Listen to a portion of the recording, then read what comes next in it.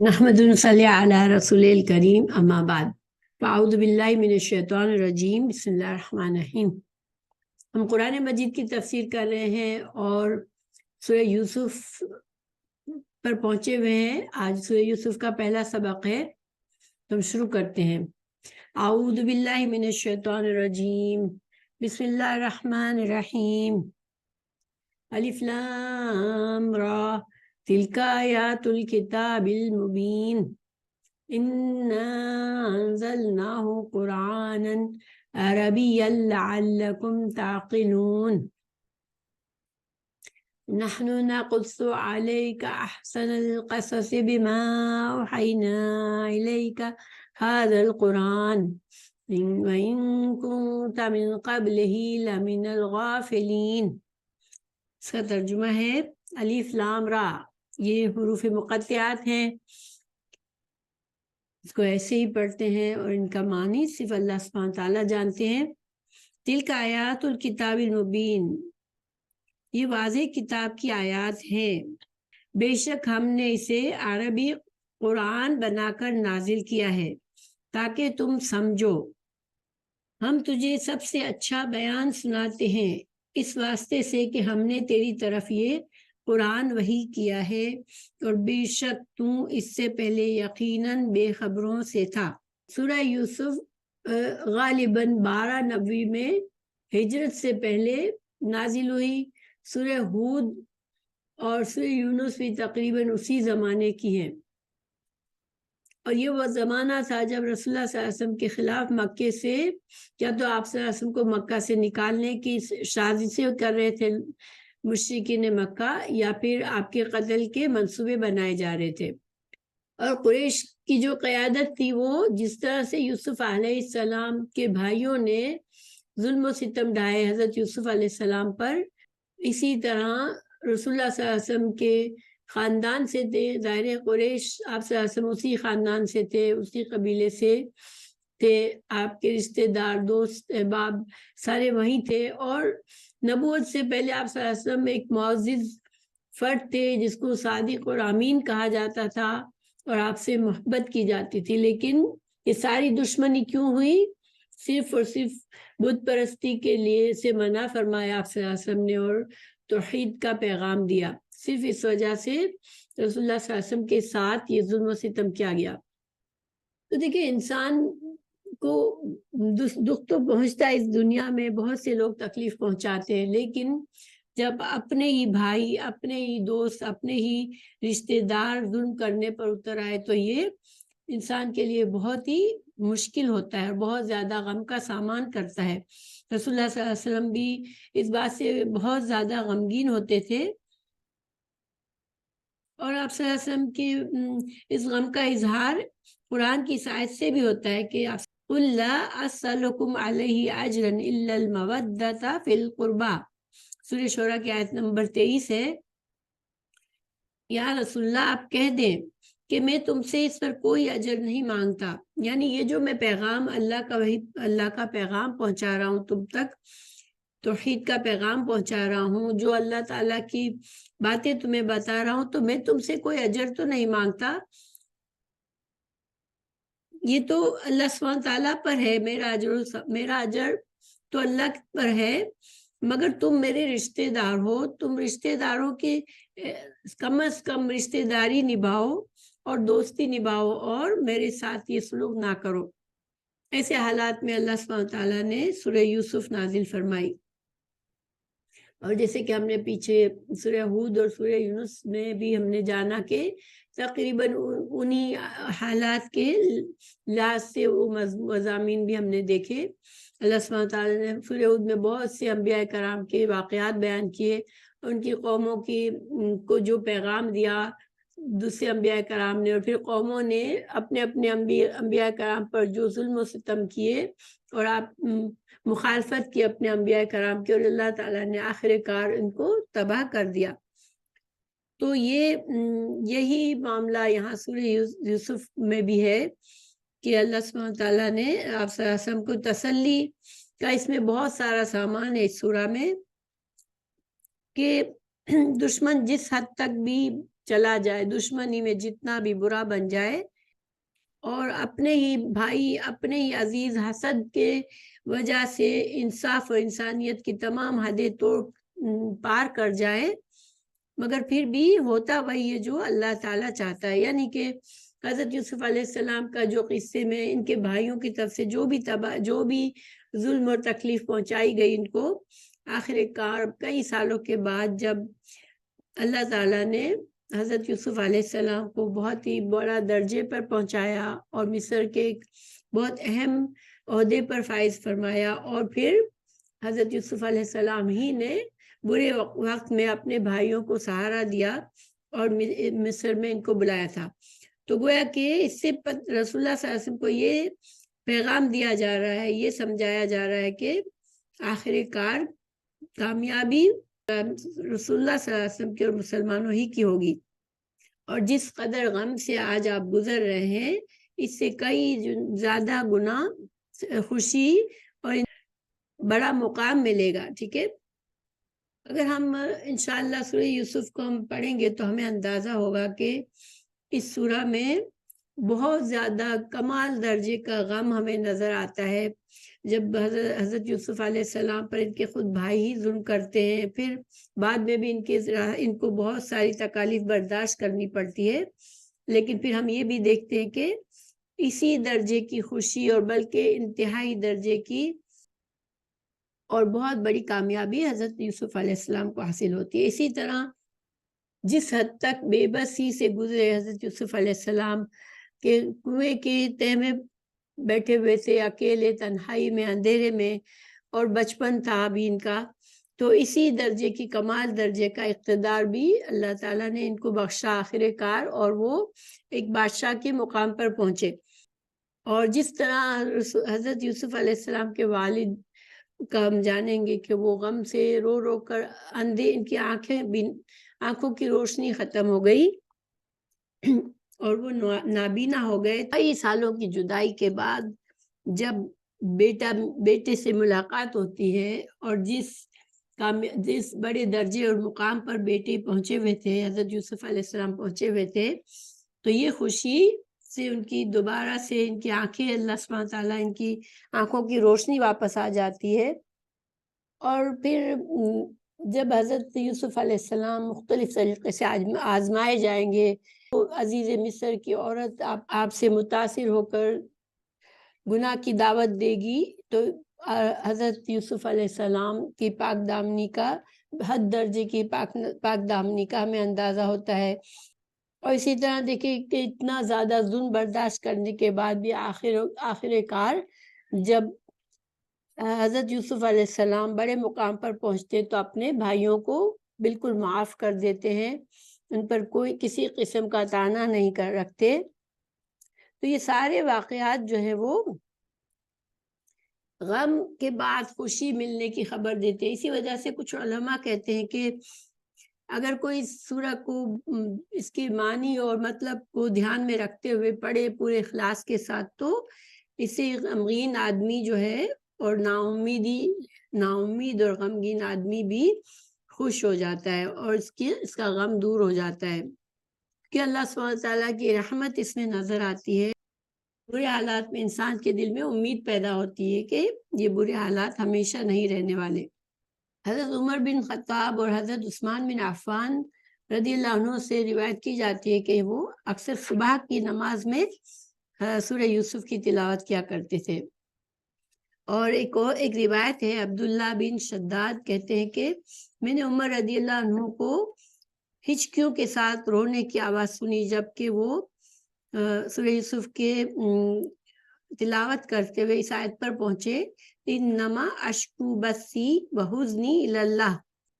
میں اپنے غم کی شکایت صرف اللہ کے جناب میں رکھتا ہوں. یہ بخاری کی روایت ہے، بخاری کی حدیث ہے. تو خلاصہ یہ ہے کہ اس سورہ میں رسول اللہ صلی اللہ علیہ وسلم کے لیے دل کی تسلی کا بہت سا سامان موجود ہے، کہ جس طرح سے حضرت یوسف علیہ السلام کو ان کے بھائیوں نے کنویں میں پھینک دیا، اس کے بعد حضرت یوسف علیہ السلام نے تقوی اور صبر کے نتیجے میں حضرت یوسف علیہ السلام نے ہر غم اللہ کے تقوی نہیں چھوڑا اور صبر نہیں چھوڑا، تو اللہ کی رحمت سے ایک دن وہ وقت آیا جب ان کے بھائیوں کو معافی مانگنی پڑی اپنے بھائی سے، اور حضرت یوسف علیہ السلام کے تمام رشتہ دار بھائی سبھی ایک دن عاجزی سے کھڑے ہوئے تھے اور آپ حضرت یوسف علیہ السلام کی برتری کو تسلیم کیا انہوں نے۔ سورہ یوسف کی 91 آیت میں ہے کہ قالوا تاللہ لقد آثرک اللہ علینا وإن کنا لخاطئین، کہ انہوں نے کہا اللہ کی قسم بلا شبہ یقیناً اللہ نے تجھے ہم پر فوقیت بخشی اور بلا شبہ ہم واقعی خطا کار ہیں۔ تو یہ ان ساری باتوں کی وجہ سے حضرت رسول اللہ صلی اللہ علیہ وسلم کے لیے اور مومنوں کے لیے بہت تسلی کا سامان تھا اس سورہ میں، کہ یہ برا وقت بھی کٹ جائے گا اور ایک وقت آئے گا کہ اللہ تعالی ہمیں بھی فتح اور نصرت نصیب فرمائے گا، اور یہی لوگ جو آج ہم پر ظلم کر رہے ہیں وہ ہمارے آگے معافی کے طلبکار ہوں گے۔ جب مکہ فتح ہوا 8 ہجری میں مکہ فتح ہوا تھا، یہ سورہ 12ویں 90 میں نازل ہوئی ہے۔ پھر 13 90 میں رسول اللہ صلی اللہ علیہ وسلم کو ہجرت کا حکم آیا اور آپ صلی اللہ علیہ وسلم مدینہ چلے گئے، اور مدینہ میں 8 سال کے بعد یعنی 8ویں ہجری میں مکہ فتح کر دیا۔ اللہ سبحانہ تعالیٰ کے فضل سے مکہ فتح ہو گیا، تو رسول اللہ صلی اللہ علیہ وسلم نے بھی اپنی قوم کے لوگوں سے یہ سوال کیا کہ لوگوں بتاؤ میں تمہارے ساتھ کیا معاملہ کرنے والا ہوں۔ وہ بولے کہ آپ شریف بھائی اور شریف بھائی کے بیٹے ہیں، اور ان کے جواب کے بعد آپ صلی اللہ علیہ وسلم نے فرمایا میں تم سے وہی بات کہتا ہوں جو میرے بھائی یوسف علیہ السلام نے اپنے بھائیوں سے کہی تھی، لا تثریب علیکم اليوم، کہ جاؤ آزاد ہو، تم پر کوئی الزام نہیں۔ تو گویا کہ اس سورہ میں جس طرح رسول اللہ صلی اللہ علیہ وسلم کو ایک آئینہ دکھایا گیا کہ آپ کے لیے کامیابی قریب ہے، اسی طرح جو دشمن تھے آپ صلی اللہ علیہ وسلم کے، ان کے ذہنوں میں بھی یہ بات واضح کر دی گئی کہ ان کی عاقبت بھی خراب ہونے والی ہے، اگر یہ اسی روش پر رہے تو ان کی عاقبت خراب ہوگی۔ اس کی تفسیر کو سمجھتے ہیں، لفظوں کو سمجھتے ہیں۔ الف لام را، یہ حروف مقطعات ہیں جو کہ کچھ سورہ کے شروع میں آئے ہیں، اور ان کو اسی طرح الگ الگ پڑھا جاتا ہے، الف لام را، اور ان کا معنی صحیح معنوں میں ان کی معنی اور تفسیر جو ہے وہ اللہ سبحانہ تعالیٰ ہی جانتے ہیں۔ علماء نے اس کے بارے میں کچھ اجتہاد کیا ہے، لیکن اللہ سبحانہ تعالیٰ ہی، اللہ تعالیٰ نے ان کا معنی یا رسول اللہ صلی اللہ علیہ وسلم نے ان کا معنی ہمیں نہیں بتایا۔ تو پھر تلک آیات الکتاب المبین، یہ آیات ہیں واضح کتاب کی۔ تو یہاں پر واضح الکتاب کا مطلب قرآن مجید ہے، اور جو کہ المبین ہے، اور مبین کا کیا مطلب ہوتا ہے؟ جو کہ جیسے بیان ہم کہتے ہیں، بیان جب ہم سننے جاتے ہیں تو ہمیں باتوں کو سمجھایا جاتا ہے، واضح کر کے ہمیں ایک پیغام دیا جاتا ہے۔ تو یہ المبین قرآن جو ہے وہ واضح کتاب ہے، یعنی کہ اس میں جو کچھ بھی ہے وہ انسانوں کے ہدایت کے لیے ہے، اور وہ اللہ سبحانہ تعالیٰ کا کلام ہے، اور وہ ایسا کلام ہے جو کہ ہر پڑھنے والے کے لیے واضح ہے، ہر پڑھنے والا اس سے فائدہ اٹھاتا ہے۔ اور نہ صرف یہ بلکہ جو بھی قرآن کو پڑھتا ہے سمجھتا ہے وہ اس کے لیے واضح بات ہوتی ہے کہ یہ اللہ سبحانہ تعالیٰ ہی کی طرف سے ہے، اس میں کوئی شک نہیں ہے۔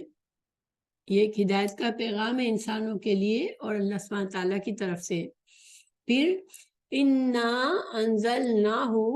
قُرْآنًا عَرَبِيًّا لَعَلَّكُمْ تَعْقِلُونَ، اللہ تعالیٰ نے اِنَّا، بے شک ہم، اللہ تعالیٰ نے اپنے شاہی کلام کا یہ انداز ہوتا ہے جب اللہ تعالیٰ اپنے لیے جمع کا صیغہ استعمال کرتے ہیں، بے شک ہم، انزلناہ، بے شک ہم نے نازل کیا ہے اسے۔ تو یہاں پر تاکید در تاکید ہے، دیکھیں اِنَّا میں بھی تاکید ہے، پھر انزلنا نا، یہاں دوسری دفعہ نا لایا، اسی نازل کیا ہے ہم نے، یعنی بے شک ہم نے نازل کیا ہے ہم نے اسے۔ تو یہ جملہ تاکید کے ساتھ ہے، اللہ تعالیٰ ہی نے نازل فرمایا اسے، اس میں کوئی شک نہیں ہے، اور ہو کی ضمیر جو ہے وہ الکتاب کی طرف جا رہی ہے، یعنی اس قرآن کو اللہ تعالیٰ ہی نے نازل فرمایا ہے۔ پھر اللہ تعالیٰ نے فرمایا قرآن عربیل، تو عربی زبان میں قرآن نازل کیا ہے۔ تو کیا اس کا کیسے سمجھیں؟ دیکھیں، پہلی بات یہ کہ جتنی بھی زبانیں بولی جاتی ہے اس دنیا میں، وہ سب کی سب اللہ سبحانہ تعالیٰ کے اللہ تعالیٰ کی دی ہوئی صلاحیتوں سے انسان سیکھتا ہے، کیونکہ اللہ نے انسان کو زبان کے سمجھنے اور بولنے اور لکھنے پڑھنے کی صلاحیت عطا فرمائی ہے۔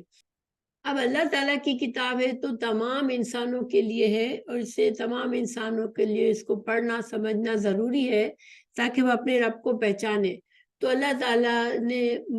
ایک ہی زبان پر میں قرآن نازل ہو سکتا تھا، تو عرب جو تھے وہ پہلے مخاطب تھے قرآن کے،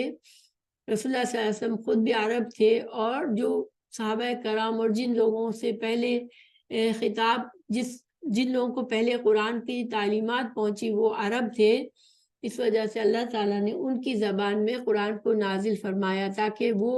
قرآن کو سمجھے اور اس پر عمل کرے اور اس کو آگے پہنچائے۔ لعلکم تعقلون، تاکہ تم سمجھو، عقل سے کام لو۔ اس کے علاوہ بھی بہت سے فائدے بتاتے ہیں علماء کہ عربی زبان جو ہے وہ ایک بہت ہی فصیح زبان ہے، ٹھیک ہے، اور اس میں سب سے واضح اور وسیع ہے۔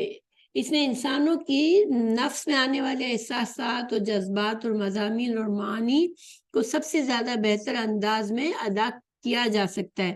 دیکھیں، عربی زبان جو خاص طور سے قرآن کی زبان، ہم اس عربی کی زبان کی بات نہیں کر رہے جو کہ مختلف عرب ممالک میں آج بولی جاتی ہے، لیکن قرآن کی زبان جو ہے وہ خالص عربی زبان ہے، جس میں جو کہ بہت ہی واضح ہے، اور اس میں جب اگر ہمیں کچھ تھوڑا سا بھی عربی گرامر کو ہم سمجھتے ہیں تو ہمیں اندازہ ہوتا ہے کہ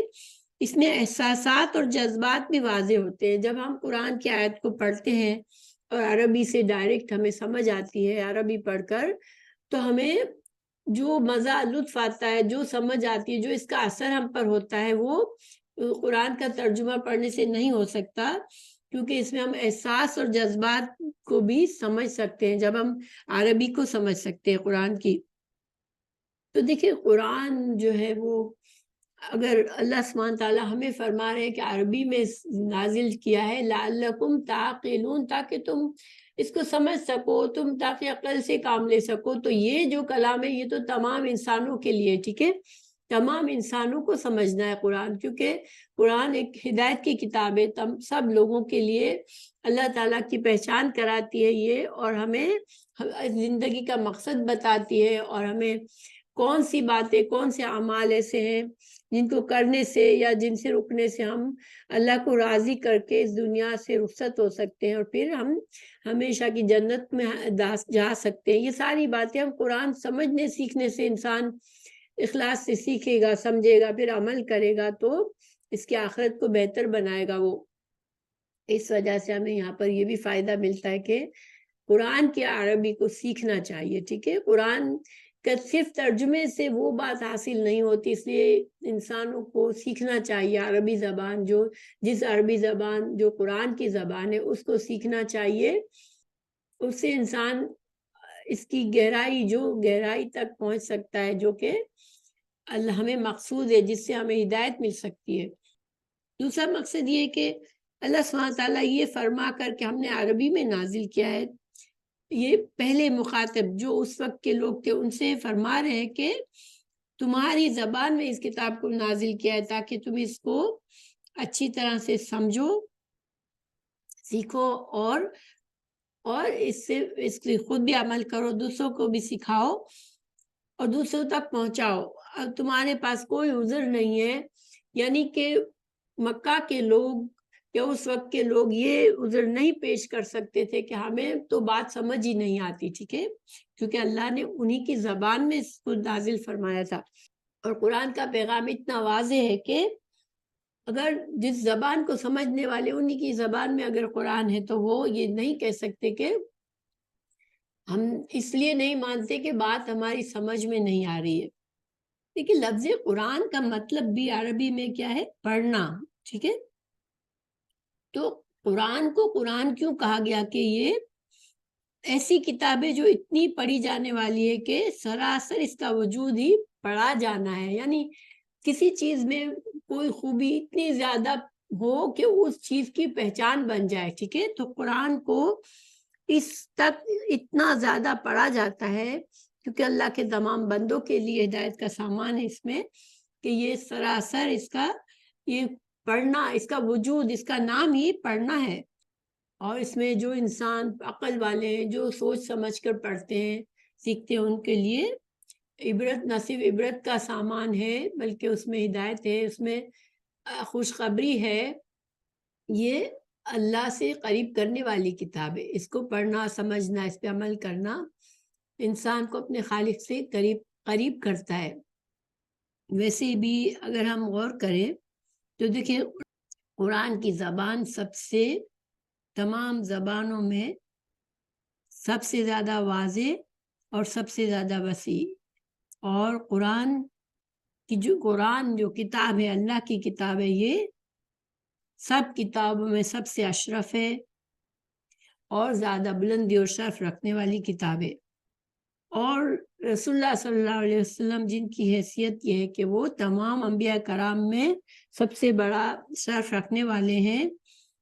تو ان پر قرآن نازل فرمایا اللہ نے۔ پھر فرشتوں میں سب سے زیادہ شرف رکھنے والا فرشتہ حضرت جبرائیل علیہ السلام اس قرآن کو لے کر نازل ہوئے، اور مکہ مکرمہ جو کہ سب سے زیادہ شرف والی جگہ ہے دنیا میں، اس میں اس کا آغاز ہوا، اس کے نزول کا۔ اور رمضان مبارک جو سب سے زیادہ بابرکت مہینہ ہے، شرف والا مہینہ ہے، اس میں اس کا نزول ہوا۔ پھر لیلۃ القدر جو کہ تمام راتوں میں شرف والی رات ہے، اس میں یہ لوح محفوظ سے آسمان دنیا پر اس کو نازل کیا گیا۔ تو یعنی کہ تمام کتابوں میں سب سے زیادہ اشرف ہے ہر لحاظ سے قرآن۔ اور ویسے بھی دیکھیں عربی زبان، کسی بھی زبان کو سیکھنے کے لیے اس کے حروف تہجی سیکھنے پڑتے ہیں، تو حروف تہجی عربی زبان میں صرف 29 ہیں، جبکہ بہت سی زبانیں آج بولی جاتی ہیں اور دنیا میں ابھی ان کو استعمال ہوتا ہے، ان کے حروف تہجی کئی زیادہ بھی ہیں، کسی کے 80 ہے، کسی کے 50 ہے، کسی کے اس سے بھی زیادہ ہے۔ تو گویا کہ اس لحاظ سے بھی یہ زبان آسان ہے کیونکہ اس کو سیکھنا جو ہے وہ کم حروف تہجی ہے، انسان جلدی سیکھ سکتا ہے۔ پھر ایک سوال یہ ہوتا ہے کہ عربوں پر کیوں اتارا گیا، یعنی عرب کیوں تھے پہلے، جو کہ پہلے مخاطب قرآن کے عرب کیوں تھے؟ تو دیکھیں عرب قوم جو تھی وہ پہاڑوں اور صحراؤں میں رہنے والے لوگ تھے، اور وہ بہت زیادہ سفر کیا کرتے تھے، اس وجہ سے بہت جفاکش، محنتی، خوددار قوم تھی، ٹھیک ہے؟ اور ایک آزاد قوم تھی۔ دیکھیں آزاد قوم اور غلام قوم میں فرق ہوتا ہے۔ آزاد قوم ترقی کرتی ہے، جب اس کو صحیح راستہ مل جاتا ہے تو وہ ترقی کرتی ہے۔ تو عرب جو تھے وہ آزاد ذہنیت رکھنے والے تھے، کسی کے ذہنی غلام نہیں تھے، ٹھیک ہے؟ جیسے آج مسلمان جو ہے وہ ذہنی غلام ہیں دوسری قوموں کے، لیکن وہ یہ بات عربوں میں نہیں تھی، حالانکہ ان میں جہالت اور گمراہی تھی، ٹھیک ہے، لیکن بت پرستی تھی، شرک تھا، ظلم و ستم کرتے تھے، باہمی لڑائیاں ہوتی تھی، چوری ڈاکے، جوا، شراب نوشی، زنا، اس طرح کی برائیاں ان کے اندر جہالت کی وجہ سے تھی، کیونکہ وہ بہت عرصوں سے وہ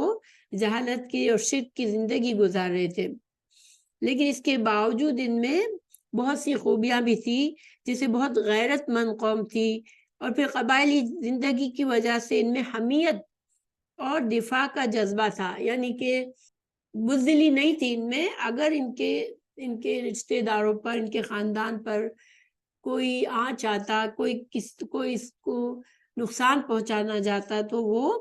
اس کا دفاع کرنا جانتے تھے، اور غلامی قبول کرنے والے لوگ نہیں تھے، عہد کو پورا کرنے والے تھے۔ دیکھیں عہد کو پورا کرنے یہ بہت ہی اچھی ایک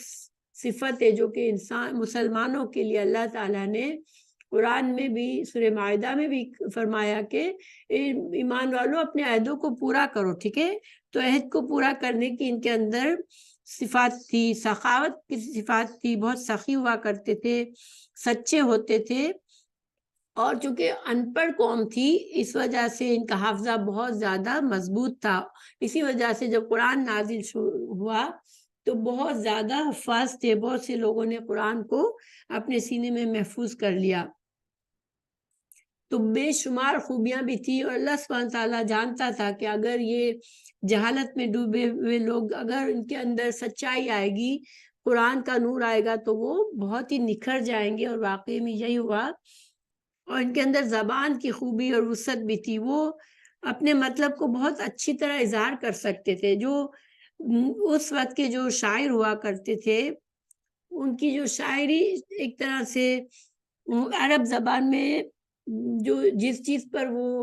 فخر کرتے تھے، وہ اپنی زبان پر فخر کرتے تھے، اور وہ دوسرے لوگوں کو عجمی یعنی گونگا سمجھتے تھے، اپنی زبان کو وہ اتنا وسعت والا سمجھتے تھے، اور واقعی میں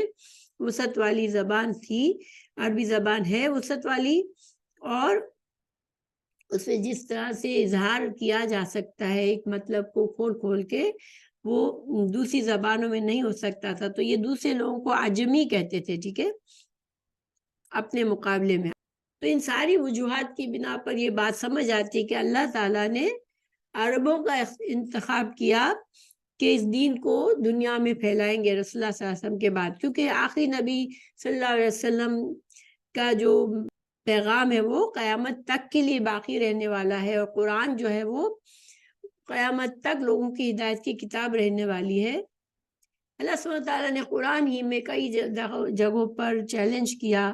کہ تم اس جیسی 10 صورتیں بنا لے آؤ، اس جیسی پھر تین آیات بنا کر لے آؤ، اس جیسی ایک صورت بنا کر لے آؤ، مگر اس چیلنج کو کبھی کوئی اس پر پورا نہ اترا۔ تو ان سب خوبیوں کی وجہ سے قرآن جو ہے اللہ تعالیٰ نے جس طرح سے اتارا، جیسے نازل فرمایا، وہ سب سے بہترین طریقہ اور بہترین زبان ثابت ہوئی۔ اچھا، اب دوسری آیت پر ہم چلتے ہیں۔ نحن نقص عليك احسن القصص بما اوحينا اليك هذا القرآن وان كنت من قبله لمن الغافلين۔ اللہ تعالیٰ فرما رہے ہم، پھر سے ہم کا صیغہ ہے، یعنی شاہی فرمان، ہم نے نازل کیا القصص، ہم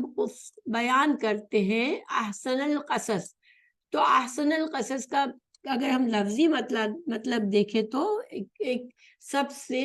بہترین قصہ، ٹھیک ہے، لیکن اصل میں اس کا یہ مطلب نہیں ہے کہ سورہ یوسف میں جو قصہ ہے وہ تمام جو قرآن میں قصے بیان کیے گئے اس سے افضل ہے، ٹھیک ہے۔ اس کا یہ مطلب نہیں ہے کہ قرآن میں جتنے بھی قصے بیان کیے گئے وہ سب کے سب سچے قصے ہیں، اللہ کی طرف سے ان میں نصیحتیں ہیں، اس میں ڈراوا ہے، اس میں وہ سارے فائدے ہیں جو کہ سورہ یوسف میں بھی کے قصے میں بھی ہے۔ سورہ یوسف کا صرف ایک قصہ ایسا ہے جس میں اللہ سبحانہ تعالیٰ نے حضرت یوسف علیہ السلام کے حالات بالترتیب شروع سے آخر تک ایک ہی سورہ میں نازل فرمائے ہیں۔ ویسے دوسرے انبیاء کرام کی جو واقعات ہیں وہ مختلف مقامات پر قرآن میں نازل فرمایا اللہ نے، اور ان سے مختلف قسم کے موقعوں کے لحاظ سے اس میں فائدے بیان کیے لوگوں کے لیے۔ دیکھیے علماء یہ جو نحنو ہم بیان کرتے ہیں، اس کے بارے میں علماء کہتے ہیں کہ چونکہ یہاں پر اللہ سبحانہ تعالیٰ نے ہم بیان کرتے ہیں نحنو کو پہلے لا کر، یہ ایک طرح سے زور دے کر بات فرمائی ہے کہ کیونکہ اس سورہ میں بہت سی باتوں سے ہمیں پتہ چلتا ہے کہ انسان جو کچھ بھی کرتا ہے اور جو کچھ بھی ہو رہا ہوتا ہے وہ اللہ سبحانہ تعالیٰ کے کنٹرول سے باہر نہیں ہوتا، اللہ غالب ہے۔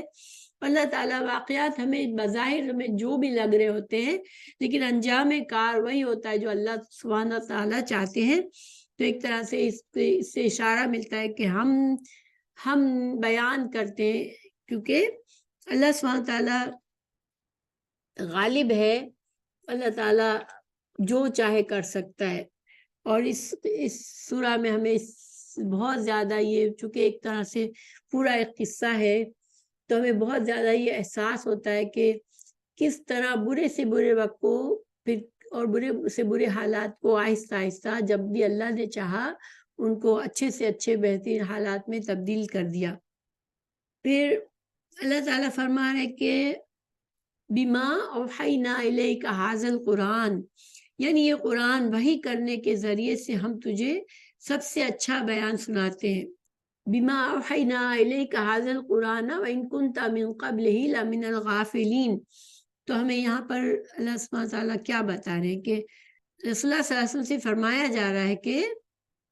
آپ کو یہ ساری باتیں نہیں پتا تھی، ٹھیک ہے، یہ باتیں جو ہم بتانے جا رہے ہیں یہ آپ کچھ بھی نہیں جانتے تھے، آپ غافل تھے ان باتوں سے۔ لیکن یہاں پر تاکید کے ساتھ بات کی گئی ہے، ان میں تاکید ہے اور لا من الغافلین، یہ لام تاکید ہے، یعنی کہ تاکید کے ساتھ یہ بات واضح کر دی گئی کہ رسول اللہ صلی اللہ علیہ وسلم کے پاس کوئی اور ذریعہ نہیں تھا، یہ ساری باتیں صرف اور صرف اللہ سبحانہ تعالیٰ کے نے وحی کے ذریعے نازل فرمائی ہے۔ دوسری جگہ سورہ ہود 49 میں بھی اللہ تعالیٰ نے فرمایا تلک من انباء الغیب نوحیہا الیک ما کنت تعلمها انت ولا قومک من قبل ھذا، کہ یہ غیب کی خبروں سے ہے جنہیں ہم تیری طرف وحی کرتے ہیں، اس سے پہلے نہ تو انہیں تو جانتا تھا اور نہ تیری قوم، یعنی آپ کو ان باتوں کا پہلے سے کوئی خبر نہیں تھی، نہ آپ کے پاس کوئی ذریعہ تھا۔ رسول اللہ صلی اللہ علیہ وسلم امی تھے، پڑھے لکھے نہیں تھے کہ کہیں سے کوئی کتابیں پڑھتے ہوں یا کوئی اور ذریعے سے آپ صلی اللہ علیہ وسلم کے پاس یہ باتیں پہنچتی ہوں، اور نہ ہی دیکھیے عالم الغیب بھی نہیں تھے، اس میں یہاں بھی نفی ہوتی ہے، کیونکہ عالم الغیب وہ ہوتا ہے جو کہ ہمیشہ سے سب کچھ پتا ہوتا ہے اسے، ٹھیک ہے، مگر رسول اللہ صلی اللہ علیہ وسلم کے پاس جو علم آیا وہ اللہ کی طرف سے آیا۔ عالم الغیب صرف اللہ کی ذات ہے، اور کچھ لوگ اس طرح کی باتیں سمجھتے ہیں کہ رسول اللہ صلی اللہ علیہ وسلم کو ہمیشہ کی ہر چیزیں معلوم ہوتی ہے اور آج بھی جو کچھ ہو رہا ہے اس کا علم ہے، تو یہ بات اس طرح کا عقیدہ صحیح نہیں ہے۔ آپ صلی اللہ علیہ وسلم کے پاس جب وحی آتی تھی تو یہی اسی ذریعے سے آپ کے پاس علم آتا تھا۔ آیت نمبر 3 میں آپ رسول اللہ صلی اللہ علیہ وسلم کی رسالت کی بھی ایک طرح سے گواہی دی گئی کہ آپ اللہ کے سچے رسول ہیں، اور آپ صلی اللہ علیہ وسلم جو کچھ بتاتے ہیں وہ آپ کی طرف وحی کیا جاتا ہے۔ پھر اذ قال یوسف لأبیہ یا ابت انی رأیت احد عشر کوکبا والشمس والقمر رأیتہم لی ساجدین، حضرت یوسف علیہ السلام کا قصہ شروع ہوتا ہے جب انہوں نے کہا، حضرت یوسف علیہ السلام نے فرمایا اپنے باپ سے، لی ابیہ یا ابتی، یا ابتی جو ہے وہ بڑا پیار سے جب باپ کو بلایا جاتا ہے، جیسے کوئی بچہ چھوٹا بچہ بابا کہتا ہے اپنے باپ کو یا ابو کہتا ہے، یہ پیار کا انداز ہے بلانے کا۔ انی رأیت احد عشر کوکبا، تو ان کا خواب کیا تھا کہ انہوں نے دیکھا 11 ستاروں کو اور سورج کو اور چاند کو جو مجھے سجدہ کرنے والے ہیں، ٹھیک ہے۔ اب حضرت یوسف علیہ السلام کے نسب کیا تھا؟ حضرت یوسف علیہ السلام حضرت یعقوب علیہ السلام کے بیٹے تھے، پھر حضرت یعقوب علیہ السلام حضرت اسحاق کے بیٹے تھے، اور حضرت اسحاق علیہ السلام ابراہیم علیہ السلام کے بیٹے تھے۔ گویا کہ باپ بھی نبی، اللہ کے نبی ہے، دادا بھی اللہ کے نبی ہے، اور پردادا بھی اللہ کے نبی ہے۔ رسول اللہ صلی اللہ علیہ وسلم نے فرمایا یوسف علیہ السلام کے بارے میں، الکریم ابن کریم یوسف ابن یعقوب بن اسحاق بن ابراہیم، کہ کریم بن کریم بن کریم بن کریم، یوسف بن یعقوب بن اسحاق بن ابراہیم، یعنی کہ ان کے خاندان میں سب کے سب کریم، اللہ تعالیٰ کے چنے ہوئے عزت، اللہ نے جن کو عزت دی، اس گھرانے کو اللہ تعالیٰ نے تمام کو انبیاء بنایا، تو یہ اتنا بلند ان کا نسب نامہ ہے۔ خواب جو ہے، دیکھیے خواب ایسا ہے کہ جس کی جیسے تعبیر کا اندازہ ہوتا ہے، بعض خواب جو ہوتے ہیں وہ ان کی تعبیر ہر انسان کو فوراً سمجھ نہیں آتی یا اشارہ بھی نہیں ملتا، چونکہ خواب جو ہے وہ اس طرح سے نہیں ہوتے جس طرح ہمارے واقعات دنیا میں ہمارے سامنے آتے ہیں۔ تو خواب ایک طرح سے ایک تمثیلات ہوتی ہے جس کو سمجھنا پڑتا ہے تعویل کے ذریعے۔ لیکن یہ خواب میں واضح اشارہ تو ملتا ہے کہ حضرت یوسف علیہ السلام کو کوئی بڑی فضیلت ملنے والی ہے کہ چاند اور سورج اور 11 ستارے، تو 11 ستارے حضرت یوسف علیہ السلام کے 11 بھائی تھے، اور چاند اور ستارے سے مطلب ماں باپ ہے، تو گویا کہ یہ بہت ہی واضح طرح سے کوئی نشانی ملتی ہے جس میں کہ حضرت یوسف علیہ السلام کو اللہ تعالیٰ کی طرف سے کوئی فضیلت مل رہی ہے، کوئی بڑا مقام مل رہا ہے۔ اس وجہ سے حضرت یعقوب علیہ السلام فکر مند ہوئے کہ ایسا نہ ہو کہ شیطان ان کے بچوں میں حسد پیدا کر دے۔ دیکھیے حسد جو ہے یہ ایک فطری جذبہ ہے جو انسانوں میں کسی نہ کسی حد تک پایا جاتا ہے، ٹھیک ہے۔ حسد، بغض، عادت یا انسان کی بہت سی جو فطری کمزوریاں ہوتی ہے، بہت سے انسانوں میں زیادہ ہوتی ہے، لالچ ہونا، ہرس ہونا، اور کچھ میں کم ہوتی ہے، لیکن یہ انسان کی فطرت کی برائیاں ہیں، جو فطری کمزوریاں ہیں۔ اب شیطان کیا کرتا ہے؟ دیکھیں ہمیں یہاں پتہ چلتا ہے کہ حضرت یعقوب علیہ السلام کو یہ فکر ہوئی کہ کہیں شیطان میرے بچوں کے، اگلی آیت سے پتہ چلتا ہے کہ شیطان جو ہے وہ کہیں میرے بچوں میں حسد نہ پیدا کر دے ایک دوسرے سے۔ تو وہ ہمیں یہ اندازہ ہوتا ہے کہ شیطان انسان پر یہ حملہ کرتا ہے، شیطان جو ہے وہ انسان کے اندر کی کمزوریوں سے فائدہ اٹھا کے وہ انسان کو گناہوں کی طرف لے جاتا ہے۔ بنی اسرائیل آیت نمبر 53 میں بھی اللہ تعالیٰ نے فرمایا ان الشیطان ینزغ بینہم، بے شک شیطان میرے بندوں کے درمیان جھگڑا ڈالتا ہے۔ اور جو شیطان کے جو برائی انسانوں پر کرتا ہے اس میں سب سے زیادہ اس کو یہ بات پسند ہے کہ وہ شوہر اور بیوی میں جھگڑا ڈال دے۔ اس کے لیے ایک حدیث ملتی ہے، حدیث تو بہت لمبی ہے لیکن اس میں یہ ہے کہ شیطان جو ہے وہ اپنے لشکر لوگوں کو گمراہ کرنے کے لیے بھیجتا ہے، پھر ان میں سے ایک شیطان آ کر اپنی کارکردگی بیان کرتے ہوئے کہتا ہے، یعنی کہ وہ حدیث میں ہے کہ لشکروں کو بھیجتا ہے، وہ مختلف قسم کے انسانوں کے ساتھ برے معاملات کر کے واپس آتے ہیں، انسانوں کی ان کمزوریوں کو دیکھتے ہوئے ان سے گناہ کرواتے ہیں، ان میں برائیاں ڈلواتے ہیں، تو پھر آ کر وہ شیطان کو اپنا کارنامہ بتاتے ہیں کہ میں یہ کام کر کے آیا ہوں۔ تو اسی طرح ایک شیطان آیا اور اس نے کہا کہ میں نے اس آدمی کا پیچھا اس وقت تک نہیں چھوڑا جب تک میں نے اس کے اور اس کی بیوی کے درمیان جدائی نہیں ڈال دی۔ دیکھیں شیطان اس بات کو بہت پسند کرتا ہے، جو شوہر اور بیوی کے درمیان پیار محبت کا رشتہ ہوتا ہے اس کو وہ بگاڑنا پسند کرتا ہے۔ کیوں؟ کیونکہ خاندانوں میں شوہر اور بیوی کا رشتہ جو ہے وہ خاندان کی ایک یونٹ ہے، خاندان اس سے بنتا ہے، تو اس وجہ سے ان کے درمیان خرابی آنا، ان کے رشتے کا خراب ہونا جو ہے وہ بہت سے لوگوں کی زندگی کو متاثر کرتا ہے۔ اس وجہ سے شیطان خاص طور سے یہ بات پسند کرتا ہے، اس کے لیے ہمیں سمجھنا چاہیے، اور جب بھی شوہر اور بیوی کے درمیان کوئی ایسی بات ہو، کوئی غصے کا معاملہ ہو، کوئی جھگڑے کا معاملہ ہو، تو انسان اللہ سے فوراً شیطان کے شر سے خود کو بچنے کے لیے دعا مانگے، شیطان کے شر سے اللہ کی پناہ مانگے۔ قال یا بنی لا تقصص رؤیاک علی اخوتک فیکیدوا لک کیدا ان الشیطان للانسان عدو مبین۔ تو حضرت یعقوب علیہ السلام فکر مند ہو گئے اور اپنے حضرت یوسف علیہ السلام سے منع فرمایا کہ تم اپنے بھائیوں سے یہ خواب مت بیان کرنا، کیونکہ یہ بہت واضح خواب ہے، اس میں ان کو حسد ہو سکتا ہے، کیونکہ شیطان چونکہ اللہ کے نبی تھے اس وجہ سے وہ جانتے تھے کہ شیطان انسانوں کا دشمن ہے اور وہ دشمنی کروائے گا۔ تو جو کہ حضرت یعقوب علیہ السلام بھی اللہ کے نبی تھے اور وہ جانتے تھے، وحی کے ذریعے جانتے تھے کہ شیطان ایسا کام کرتا ہے۔ رسول اللہ صلی اللہ علیہ وسلم نے بھی سے بھی ایک حدیث ثابت ہے، آپ صلی اللہ علیہ وسلم نے فرمایا کہ اپنی حاجتوں کو کامیاب کرنے میں چھپانے سے مدد لو، کیونکہ ہر نعمت والا محسود ہوتا ہے، یعنی اس پر حسد کیا جاتا ہے۔ تو گویا کہ ہمیں کیا سکھائی گئی اس حدیث میں، کیا بات سکھائی گئی کہ جب اللہ تعالیٰ کی بہت سی نعمتیں کسی انسان کو ملتی ہے تو بیکاز انسان کے اپنے اندر کیا حسد موجود ہوتا ہے، پھر شیطان اس کی وجہ سے اور برائی ڈلوا کے جس کو نعمت ملتی ہے اس کے اوپر حسد کیا جاتا ہے، اس کو نقصان پہنچایا جاتا ہے۔ اس وجہ سے بعض اوقات ہمیں کوئی خوشخبری ملتی ہے، اب کوئی کام ابھی پورا نہیں ہوا ہے، ہمیں امید ہوتی ہے،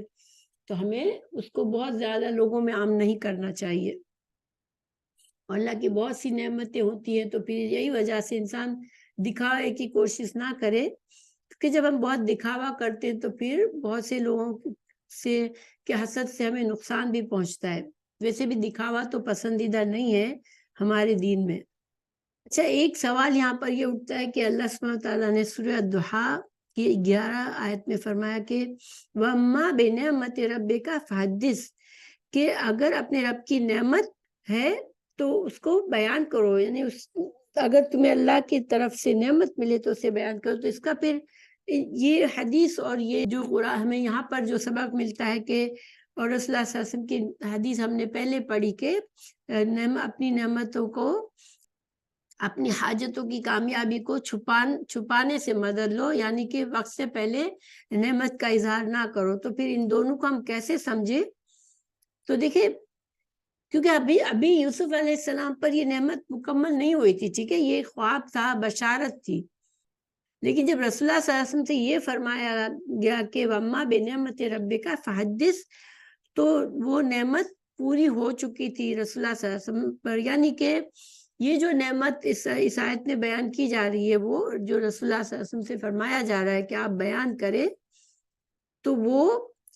یہ نبوت کی نعمت جو اس سے آپ صلی اللہ علیہ وسلم نے دین کی نعمت تھی، جو آپ صلی اللہ علیہ وسلم کی ذمہ داری تھی بیان کرنے کی، ٹھیک ہے۔ اور عام زندگی میں ہم اس سے کیسے فائدہ اٹھائیں کہ ہم وقت سے پہلے بہت زیادہ خوشخبری کو عام نہ کر دیں، لیکن اگر اللہ نے ہمیں، دیکھیں بعض اوقات اللہ تعالیٰ نے ہمیں بہت کچھ دیا ہوا ہوتا ہے، لیکن بعض لوگ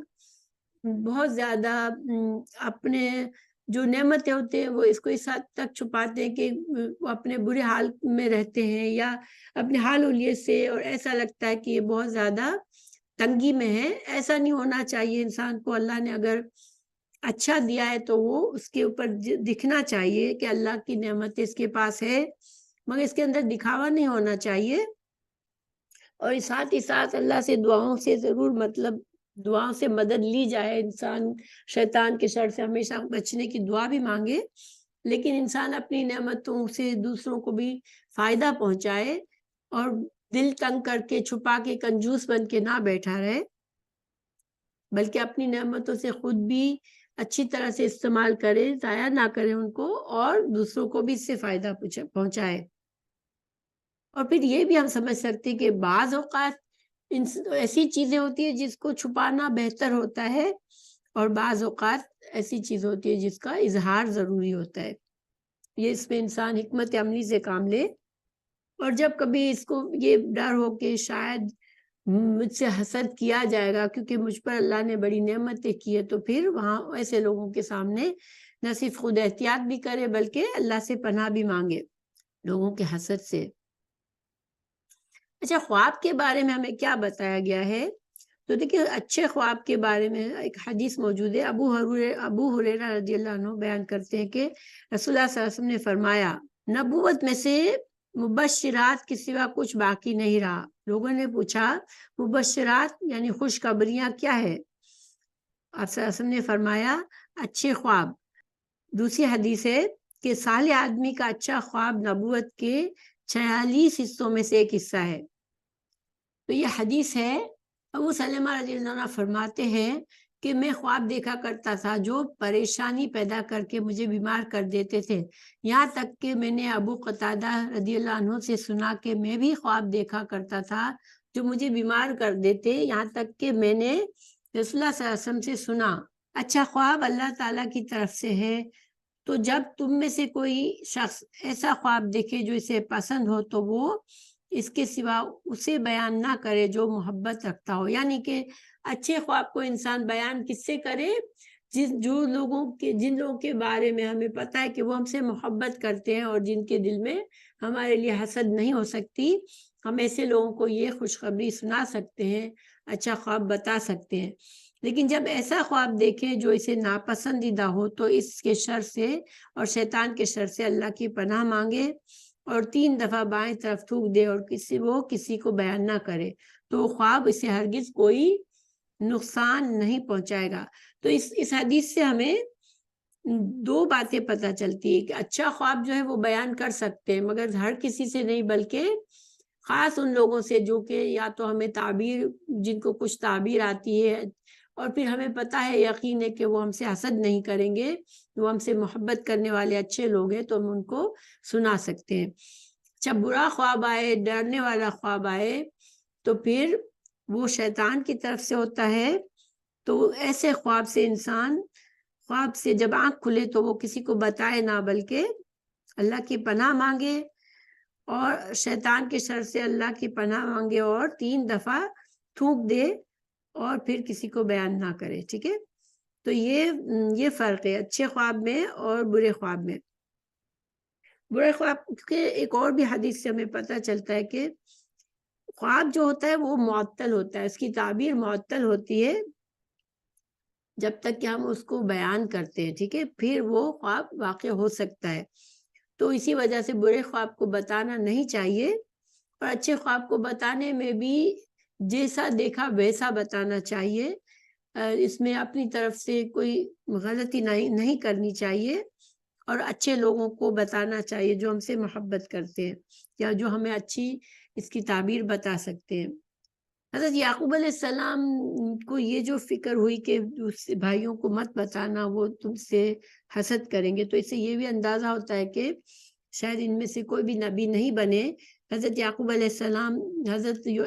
السلام جانتے تھے کہ جو نبوت کا مقام ہے وہ میرے کسی اور بیٹے کو نہیں ملے گا، حضرت یوسف علیہ السلام ہی کو نبوت ملی۔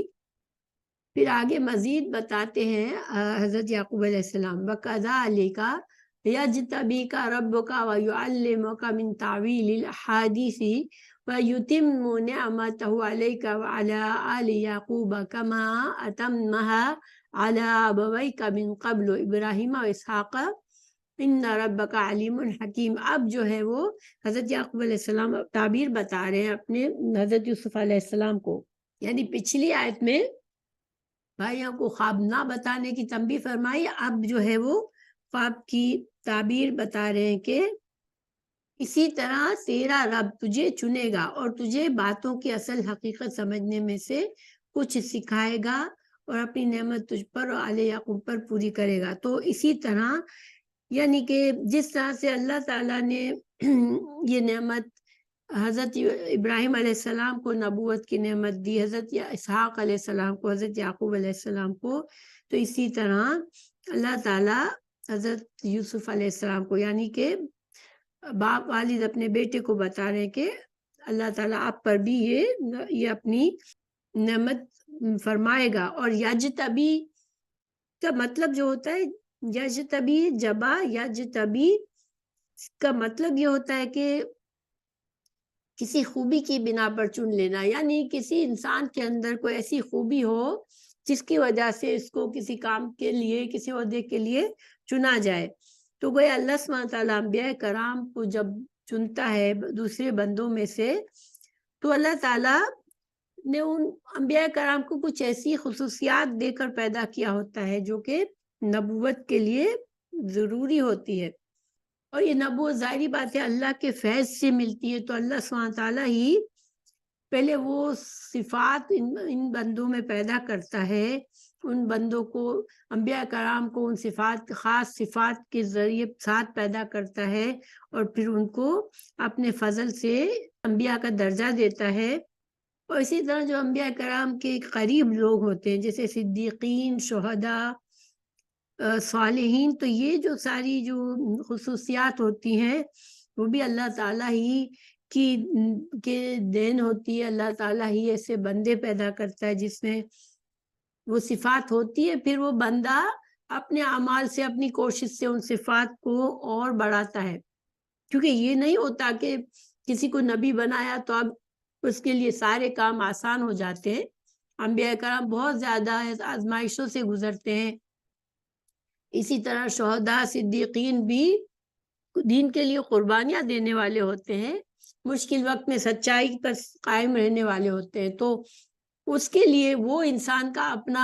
اپنی کوشش، اپنی نیت اور اپنا عمل ہوتا ہے، پھر اللہ تعالیٰ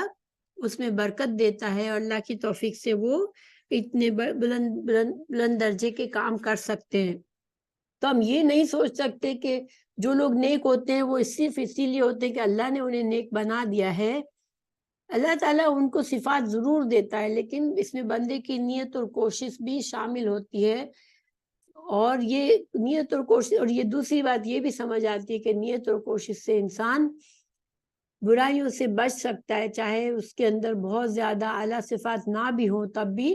انسان اللہ کی مدد سے، کوشش سے، دعا سے اپنی بری عادتوں کو چھوڑ سکتا ہے۔ اگر اس میں حسد ہے تو حسد کو دور کرنے کے لیے دعا کر سکتا ہے، اور کوشش سے اپنے نفس کو پاک کرتا رہتا ہے۔ تو دیکھیے دوسری آیت قرآن کی سورہ فاطر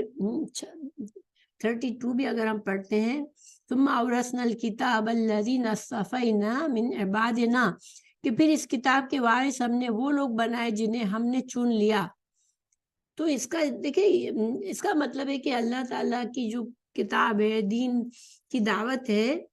تو یہ پہلی بات، اس کا ملنا، اس کو قبول کرنا، یہ سب اللہ کی توفیق سے ہوتا ہے، ٹھیک ہے۔ لیکن اللہ سبحانہ تعالیٰ جب کسی کو چنتا ہے تو اللہ تعالیٰ اس کی ان پاک صفات کو دیکھ کر چنتا ہے، پھر وہ بندے کی نیت اور کوشش ہوتی ہے۔ جب وہ انسان جو ہے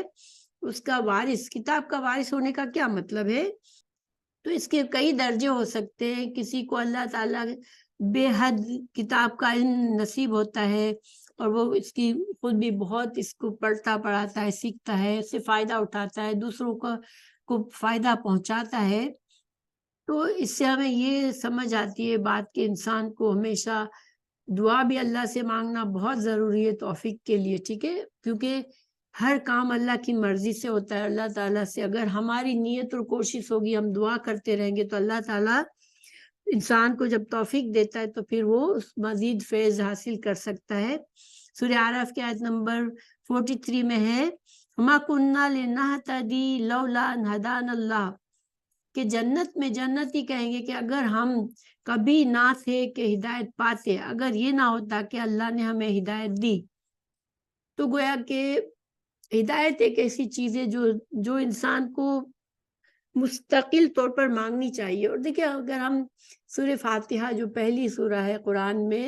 اس میں اللہ تعالیٰ نے ہمیں دعا سکھائی، اور کیا دعا سکھائی؟ اہدنا الصراط المستقیم، بندہ اللہ سے سیدھے راستے کی ہدایت مانگتا ہے، یعنی کہ دنیا کی بے شمار نعمتیں انسان مانگتا ہے زندگی میں، لیکن ایک دعا جو اللہ نے ہمیں سکھائی، جو سب سے پہلے ہم قرآن میں ہمیں سورہ فاتحہ کی صورت میں ملتی ہے، جو کہ ہم نماز میں ہمیں ہر نماز کی رکعت میں پڑھنی ہوتی ہے، وہ اللہ سے ہدایت مانگنی ہوتی ہے۔ اگر ہدایت انسان کو اللہ تعالیٰ دے دیتا ہے تو پھر وہ آخر کار جنت تک پہنچ جاتا ہے، اپنی کوشش کرتا رہتا ہے، اس کی نیت میں اخلاص اللہ ہوتا ہے اگر، تو اللہ تعالیٰ اس کے لیے ہدایت کا راستے پر اسے جما دیتا ہے۔ اور یہ جو کذالکا، اسی طرح یجتبیکا، تو اس کذالکا کا مطلب مختلف کیا گیا ہے۔ ایک تو یہ کہ جس طرح اللہ تعالیٰ نے حضرت یوسف علیہ السلام سے حضرت یعقوب فرما رہے ہیں کہ جس طرح اللہ تعالیٰ نے آپ کو یہ خواب دکھایا، تو اسی طرح اللہ تعالیٰ آپ کو چن بھی لے گا، اور چننے سے مراد یعنی کہ اعلیٰ درجہ نصیب فرمائے گا اللہ تعالیٰ، وہ مقام دے گا جو کہ عزت کا منصب ہوگا، یعنی نبوت اور صدیقیت، نبوت اور صدیقیت سے نوازے گا، اور ایک وقت آئے گا کہ اعلیٰ مقام پر پہنچو گے کہ اپنے عہدے کی وجہ سے سب بندوں میں فوقیت حاصل ہوگی۔ پھر آگے وَيُعَلِّمُكَ مِن تَعْوِيلِ الْأَحَادِيثِ، تعویل کا معنی ہوتا ہے صحیح مطلب سمجھنا، ٹھیک ہے، کسی بات کی تہ تک پہنچنا، کسی بات کو صحیح طرح سے سمجھنا۔ تو یہاں پر تعویل الحادیث سے مراد کیا ہے کہ اللہ تعالیٰ تمہیں بصیرت اور کمال فہم دے گا، یعنی باتوں کو سمجھنے کی حکمت عملی دے گا، حکمت عملی ہوگی، بصیرت ہوگی، گہرائی سے بات کو سمجھنے کی سمجھ ہوگی، اور خوابوں کی تعبیر کا علم بھی. ٹھیک ہے، یہ سارے مطلب لیا گیا اس سے. ٹھیک ہے، سورہ یوسف کی ہی آیت میں ہے آگے کہ وَكَذَلِكَ مَكَّنَّا لِيُوسُفَ فِي الْأَرْضِ وَلِنُعَلِّمَهُ مِنْ تَأْوِيلِ الْأَحَادِيثِ. یہاں بھی اللہ تعالیٰ نے یہی بات فرمائی جب حضرت یوسف علیہ السلام کو مصر میں پہنچا دیا گیا تھا. اور اسی طرح پھر رب قد آتیتنی من الملک وعلمتنی من تعویل الاحادیث. اور جب آخر کار حضرت یوسف علیہ السلام کو بڑا عہدہ ملتا ہے، عزیز مصر کا عہدہ ملتا ہے، تو یہی بات حضرت یوسف علیہ السلام دعا کرتے ہیں کہ یا اللہ تو نے مجھے یہ بادشاہت دی اور مجھے علم سکھایا اور مجھے باتوں کی گہری سمجھ عطا کی، باتوں کو سمجھنے کی سمجھ عطا کی.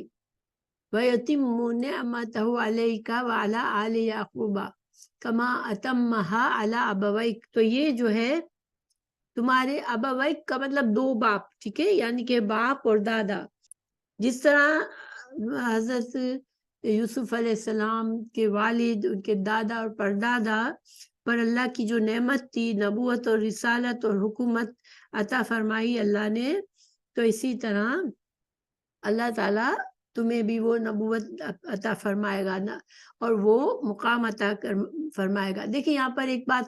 حضرت یعقوب علیہ السلام کی عاجزی ظاہر ہوتی ہے کہ انہوں نے،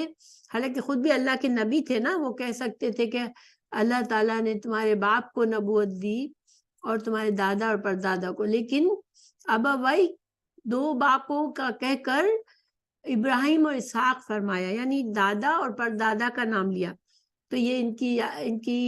عاجزی ثابت ہوتی ہے، حالانکہ وہ خود بھی نبی تھے اور کہہ سکتے تھے کہ اللہ تعالیٰ نے جس طرح تمہارے باپ کو نبی بنایا، دادا اور پردادا کو نبی بنایا، اس طرح اللہ تمہیں بھی نبوت سے نوازے گا. اور یہ جو یتم نعمتہ، نعمت کا تمام کرنا، تو اس میں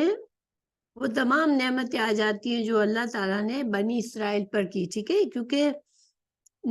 قرآن میں کئی جگہوں پر بنی اسرائیل کا ذکر آیا ہے، اس میں ان کو جو بھی اللہ تعالیٰ نے بہت سی نعمتیں عطا فرمائی، ایون بادشاہت، حضرت داؤد علیہ السلام، حضرت سلیمان علیہ السلام کو بادشاہت نصیب کی. تو یہ ساری نعمتیں کی طرف اشارہ ہے کہ یہ ساری نعمتیں جو ہے اللہ تعالیٰ نے ان کو بنی اسرائیل کو دی، اور اللہ تعالیٰ نے اپنی نعمتیں تمام کی. تو یہ نعمتیں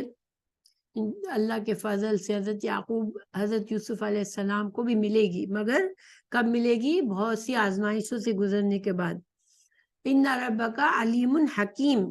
اللہ سبحانہ تعالیٰ نہ صرف اپنے بندوں کے لیے علم رکھتا ہے پورا، یعنی ان کے تمام حالات، ماضی، مستقبل اور حال، سب کا علم اللہ رکھتا ہے. اسی طرح اللہ کے فیصلے حکمت پر مبنی ہے، کیونکہ دیکھیں انسان اتنے دور تک نہیں سوچ سکتا. جس طرح سے جس وقت مشکل حالات سے حضرت یوسف علیہ السلام گزرے، اور انسان اپنی زندگی میں، عام انسان بھی جب مشکل حالات سے گزر رہا ہوتا ہے تو اسے ساری حکمتیں نظر نہیں آتی کہ میں کیوں اتنی تکالیف سے گزر رہا ہوں، لیکن یہ اللہ کی حکمت ہوتی ہے. اللہ تعالیٰ تمام کاموں کو اسی طرح کرتا ہے جو کہ اس کی مشیت کے مطابق ہے، جس کی حکمت کے مطابق ہے. تو ہمارے لیے اس میں سبق یہ ہے کہ انسان بعض اوقات جو کچھ جس حال سے گزر رہا ہوتا ہے، بعض اوقات وہ مشکل بھی ہوتا ہے، تو انسان کو صبر اور اللہ پر بھروسہ کرنا چاہیے. اور جب کبھی بعض اوقات انسان بہت زیادہ نعمتوں سے نوازا جاتا ہے، اس وقت بھی انسان اللہ کی حکمت کو نہ بھولے کہ اللہ تعالیٰ کے فیصلے حکمت کے مبنی ہوتے ہیں، تاکہ وہ آپے سے باہر نہ ہو جائے. اگر اللہ آج کسی کو نعمت دیتا ہے تو وہ بعد میں برے وقت سے بھی گزر سکتا ہے، اور آج برا وقت ہے تو کل اچھا بھی ہو سکتا ہے. پھر اللہ تعالیٰ فرما رہے ہیں لَقَدْ كَانَ فِي يُوسُفَ وَإِخْوَتِهِ آیَةٌ لِلسَّائِلِينَ. بلا شبہ یوسف اور اس کے بھائیوں میں سوال کرنے والوں کے لیے بہت سی نشانیاں ہیں. اس کا کیا مطلب ہے؟ تو آیات سے مطلب ہے عبرت. دیکھیے بعض چیزوں سے انسان عبرت حاصل کرتا ہے اور اپنے آپ کو ان کسی کا حال دیکھ کر اپنے آپ کو اس برائی سے بچاتا ہے تاکہ وہ خود اس سے نہ گزرے۔ پھر نصیحتیں ہیں کہ انسان اپنے اندر جھانک سکتا ہے اس سے اور اپنی اصلاح کر سکتا ہے۔ اور پھر اللہ تعالیٰ کی قدرت عظیم کی نشانیاں ہیں کہ اللہ تعالیٰ کس طرح اللہ ہر چیز کو موڑ سکتا ہے، ہر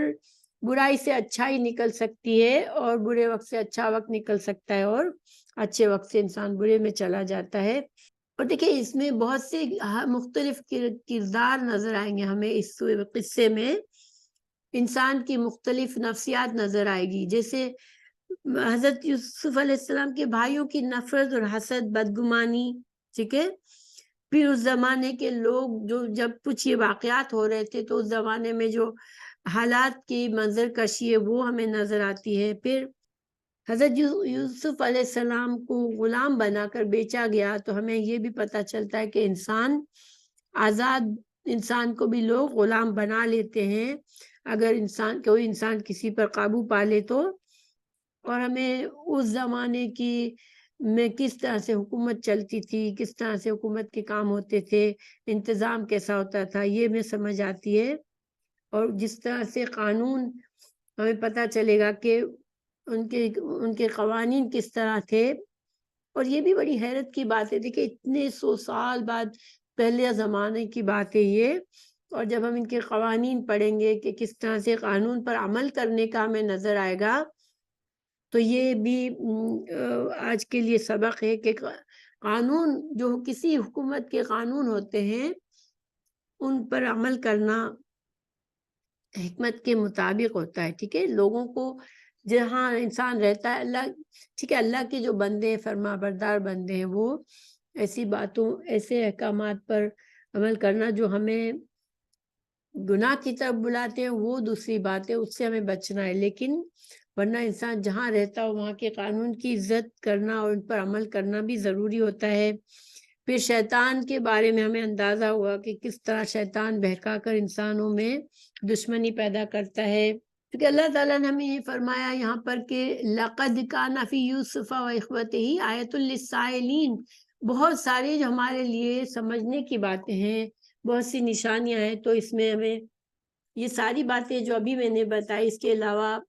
دیکھیں جدائی کا غم، باپ کو ہم دیکھیں گے کہ حضرت یعقوب علیہ السلام کو اور حضرت یوسف علیہ السلام کو جدائی کا غم برداشت کرنا پڑا۔ پھر بے وطنی، کہاں اپنے وطن سے کہاں پہنچ گئے، پھر غلام ہونے کا، غلامی کا صدمہ برداشت کرنا پڑا،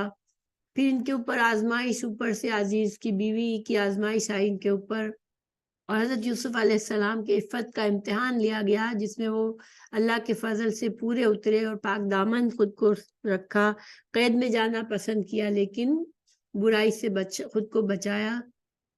پھر ہمیں جب یہ قصہ پڑھیں گے ہم یوسف علیہ السلام کا تو ہمیں اللہ تعالیٰ کے مکمل غلبے کا اندازہ ہوتا ہے، اللہ کے انعامات اور ہر کام پر غالب ہونے کا مظاہرہ ہوتا ہے کہ بظاہر ہمیں کچھ بھی حالات لگ رہے ہوں لیکن اللہ تعالیٰ ہر حال میں غالب ہوتا ہے تمام معاملات میں۔ دیکھیں ایک انسان کی زندگی میں کتنے اوپر اتار چڑھا ہوا ہے، ہم یہ حیران رہ جاتا ہے انسان۔ پہلی بات اللہ تعالیٰ نے ان کو حکمت اور علم دیا، اخلاص نیت ان کے پاس تھی، خوبصورت تھے، حسن عمل تھے، صبر اور تقویٰ تھا ان میں، کہ وہ جیل میں بھی رہے، ٹھیک ہے، اور غلامی کی بھی تکلیف برداشت کی، پھر مجھ سے نکال کے اللہ تعالیٰ نے ان کو شاہی خاندان میں بڑا رتبہ دیا، ایک بہت بڑا عہدہ دیا، حکومت اور وسیع اختیارات ان کو حاصل ہوئے۔ اور پھر جس طرح جابر و ظالم بھائی ان کے پاس آئے جب آخر میں بے بسی کے ساتھ، اور ان سے صدقہ کا سوال کیا انہوں نے کہ ہم پر صدقہ کرو، یعنی اتنے مجبور حالت میں پہنچ گئے کہ حضرت یوسف علیہ السلام کو پہچانے بغیر ان سے کہا کہ آپ اچھے انسان ہیں، ہم پر صدقہ کریں۔ تو ان کا جو غرور تکبر تھا، جس غرور تکبر میں انہوں نے بھائی کو کمتر سمجھا، اپنے آپ کو جتھا سمجھا، طاقتور سمجھا اور بھائی پر ظلم کیا تھا، وہ کس قدر مجبور کی حیثیت پہ پہنچے۔ تو اس سارے عرصے میں حضرت یوسف علیہ السلام ہر زیادتی کرنے والے سے انتقام کے بجائے اس نے سلوک کیا. دیکھیں حضرت یوسف علیہ السلام کی بڑی خوبصورت شخصیت سامنے آتی ہے کہ وہ کبھی ایک بار بھی ان کا ایسا ریئیکشن نہیں نظر آیا ہمیں کہ وہ اپنے حالات سے تنگ ہو کے شکایت کر رہے ہیں یا کسی کے ساتھ کسی کی زیادتی پر اس کے ساتھ بد اخلاقی کر رہے ہیں. بے مثال صبر اور عفو اور درگزر سے کام لیا، اور آخر کار یوسف علیہ السلام کے خواب میں جو 11 ستارے اور چاند اور سورج کا سجدے کا سجدہ ریز ہونے کی تعبیر جو تھی وہ ظہور پذیر ہوتی ہے، اور سب کو آخر میں حضرت ان کے پاس آنا پڑتا ہے اپنی ضرورت مجبور ہو کر، اپنی ضرورت سے مجبور ہو کر. اور سب بھی حضرت یوسف علیہ السلام دعا کیا مانگتے اللہ سے، فاطر السماوات والارض انت ولی فی الدنیا والآخرہ توفنی مسلم والحقنی بالصالحین، یعنی کہ اسلام پر موت مانگی، صالحین کے ساتھ ملانے کی دعا فرمائی. تو یہ ساری چیزوں میں انسانوں کے لیے سبق ہے، عبرت ہے، نصیحت ہے اور بہت سی نشانیاں ہیں. پھر للسائلین سے کیا مطلب ہے؟ سوال کرنے والے. دیکھیں یہ تو ساری نصیحتیں تو ہمارے لیے بھی ہے، عبرت ہمارے لیے بھی ہے. ان واقعات میں ہم پڑھیں گے جیسے تو ہمیں بہت سے سبق ملے گا. لیکن یہ سوال کرنے والے کون تھے؟ تو دیکھیں اس کے بارے میں کہا جاتا ہے کہ قریش نے یہود کے اشارے پر امتحان کی غرض سے رسول اللہ صلی اللہ علیہ وسلم سے یہ سوال کیا کہ ابراہیم علیہ السلام کا وطن شام تھا تو بنی اسرائیل مصر میں کیسے آباد ہو گئے، حتیٰ کہ موسیٰ علیہ السلام کے دور میں فرعون سے نجات حاصل کی. تو یہ سوال پوچھا گیا تھا رسول اللہ صلی اللہ علیہ وسلم سے. کیوں کہ قریش نے یہودیوں نے یہ اکسایا تھا قریش کو کہ یہ سوال پوچھو کہ بنی اسرائیل کا مصر سے کیا تعلق تھا، مصر میں کیسے پہنچے تھے، کہ حضرت موسیٰ علیہ السلام کو مصر میں جو فرعون کی غلامی سے اپنی قوم کو چھڑانا پڑا، لیکن ان کی قوم وہاں کیسے پہنچی تھی؟ حضرت ابراہیم علیہ السلام تو شام میں رہتے تھے. تو اس کی سوال کے جواب میں یہ صورت نازل ہوئی جس میں ہمیں پتہ چلتا ہے کہ اس قصے میں ہمیں یہ پتہ چلے گا کہ کس طرح قینان سے حضرت یوسف علیہ السلام کو بھائیوں نے کنویں پھینکا، پھر ان کو قافلے نے نکال کے وہ ان کو مصر میں ان کو بیچ دیا غلام بنا کر، اور جس نے خریدا وہ مصر کا عزیز المصر تھا، وہ ان کو لے گیا. ان کے گھر میں حضرت یوسف علیہ السلام پلے بڑے ہوئے، اور پھر ان کو جیل میں جانا پڑا کیونکہ ان پر بدکاری کا الزام لگایا گیا جھوٹا. اور پھر وہاں سے دوبارہ ان کو بادشاہ کے خواب آیا، اور اس خواب کی تعبیر بتانے پر ان کو یہ عزت حاصل ہوئی کہ اللہ تعالیٰ نے ان کو اس عروج پر پہنچایا جو اس خواب میں بتایا گیا تھا اشارہ. مگر یہ جو واقعہ میں نے بتایا کہ یہ سوال کیا گیا تھا، اس کے بارے میں کچھ علماء کو یہ ہے کہ یہ بنی اسرائیل کے واقعات سے یہ بات کہی جاتی ہے، اور اس کا رسول اللہ صلی اللہ علیہ وسلم سے اس کے بارے میں کوئی صحیح حدیث واضح نہیں ہے. جو نشانیاں ہیں اللہ تعالیٰ جو فرما رہے ہیں کہ اس قصے میں نشانیاں ہیں، تو اس نشانیوں سے مراد آیات للسائلین. تو آیات یعنی نشانیوں سے مراد رسول اللہ صلی اللہ علیہ وسلم کی نبوت کی نشانیاں ہیں کہ آپ صلی اللہ علیہ وسلم کو وحی کے ذریعے سب کچھ بتایا گیا. اور پوچھنے والوں سے مراد یہودی بھی ہو سکتے تھے کہ جنہوں نے سوال کیا ہو رسول اللہ صلی اللہ علیہ وسلم سے، یا مکہ کے قریش، مکہ کے لوگوں نے، مشرکین مکہ نے سوال کیا ہو. اور اگر انہوں نے نہیں بھی کیا تو یہ پوچھنے والے لوگ وہ بھی ہو سکتے ہیں جو کہ اللہ کی آیت سے نصیحت حاصل کرنا چاہ رہے ہیں، یعنی کہ صحابہ کرام میں سے کسی نے پوچھا ہو. اور کچھ علماء نے یہ کہا ہے کہ یہ صرف پوچھنے والا کوئی نہیں تھا، یہ ایک عرب کی بلاغت کا طریقہ تھا کہ کسی بات کو اس طرح سے